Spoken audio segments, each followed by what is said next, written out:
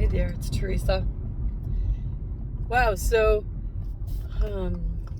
continuing with my vlog about my mom and my experience going on right now.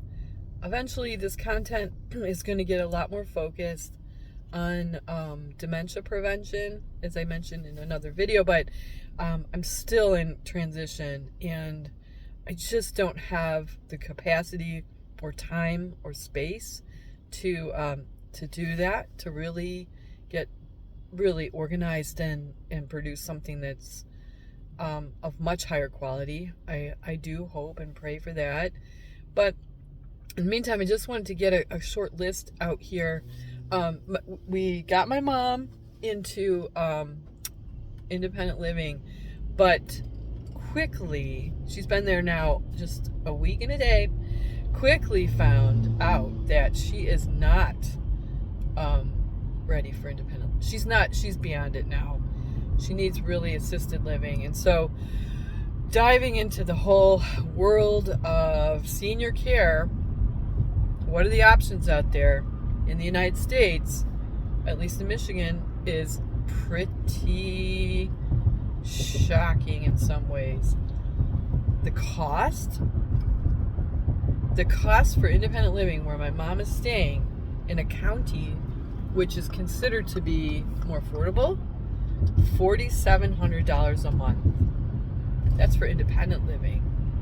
Add in caregivers, which she needs because her memory, she can't navigate around that facility, and she has a tendency towards anxiety, which can quickly escalate into problems.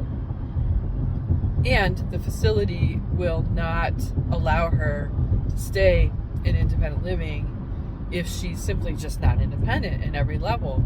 So, adding to the $4,700 a month, caregivers cost, if it's an agency, about $30 an hour. If it's an independent person, it could be anywhere from $20 to $30 or more. So that's insane, relatively. We're not wealthy. My mom certainly is not wealthy. Anyway, this is not really what I talk about so much is the cost, but anyway, really quickly, we're looking at a group home scenario because she would get a lot more attention there, and if it's a good one, it will be good.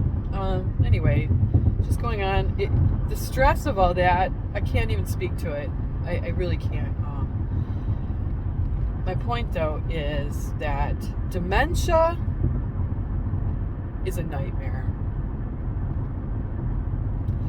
It's an utter catastrophe for the person that gets it, who develops extreme cognitive impairment. But, and in addition to, the toll on caregivers, family members, adult children, society, the cost to the medical system, it's an enormous cluster F. And to add insult to injury, recent research is saying that 97% of all dementia is 100% avoidable.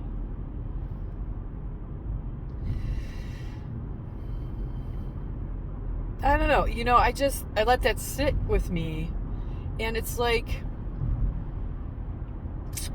there's a lot of things in society that are really bullshit because of human ignorance and absolute stubbornness and self-centeredness, but that statistic is like really intense, and I pray that I am never afflicted with extreme cognitive decline that incapacitates me and renders me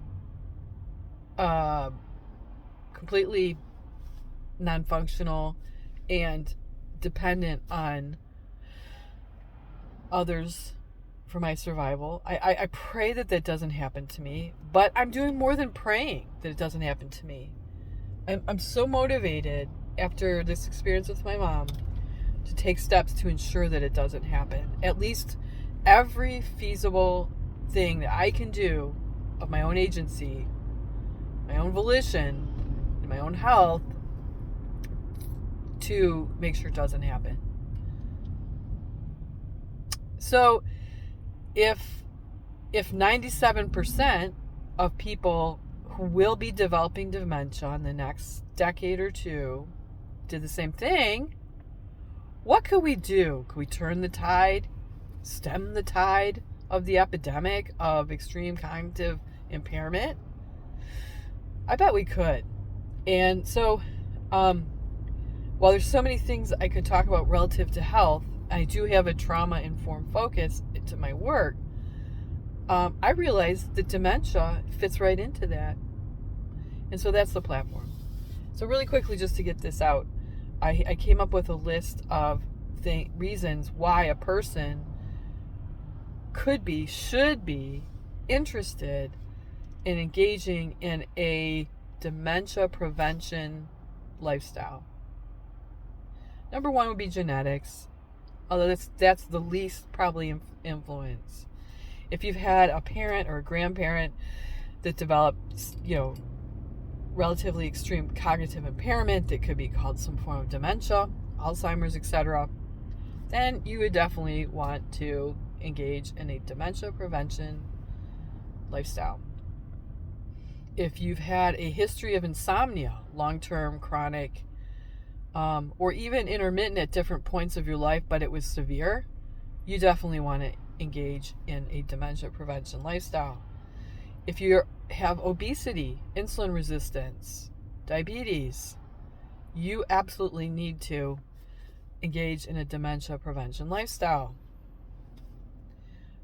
If you've had trauma, or you have a lot of ACEs, which stands for Adverse Childhood Experiences, you most likely want to engage in a dementia prevention lifestyle. If you've had a series of chronic of acute traumas in your life, combined with any of those other factors, I'm going to tell you what, you 100% should be engaging in a dementia prevention lifestyle. What else? I think that's really about it.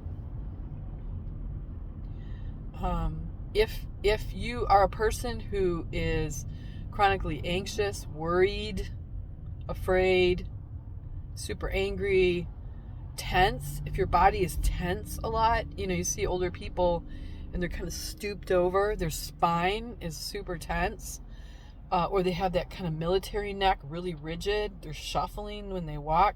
Those are all indications that their spinal column and their neck, their cranium, their head is tight. And if that's the case, the lymphatic drainage of the brain and spinal cord is compromised, and oftentimes can be actually flowing backwards. So the brain ends up sitting in a soup of toxins and cellular waste that aren't getting flushed out, and that degrades neural tissue in the brain, and that causes dementia symptoms. So in today's modern world, we're also bombarded with massive amounts of toxins. I think chief of which are electromagnetic frequencies. I experienced several years ago extreme electromagnetic hypersensitivity that literally almost killed me. That's a whole other topic that I will really definitely be talking about at some point. What else? That's enough, isn't it, really? We have so many other toxins.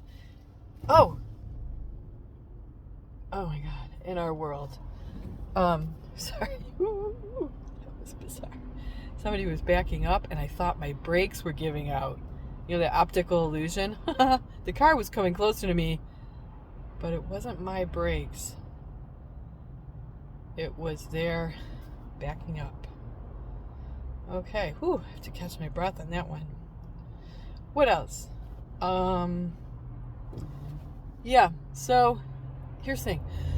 In other words, everybody really in our modern lifestyle should be engaging in a dementia prevention lifestyle. But here's the thing about that. Dementia prevention lifestyle includes all the things that give rise to a general healthy life. So just do it. That's the bottom line. We'll talk more about that. But should you engage in a dementia prevention lifestyle? Yeah. Let's just go ahead and say I should, because all the factors of preventing dementia prevent all kinds of degenerative diseases. Yep. Thanks for letting me share. Sorry about that little bit of interruption at the end there. That was a little jarring. See? There's stress in modern life all the time. So yes, we should all engage in a dementia prevention lifestyle. Thank you.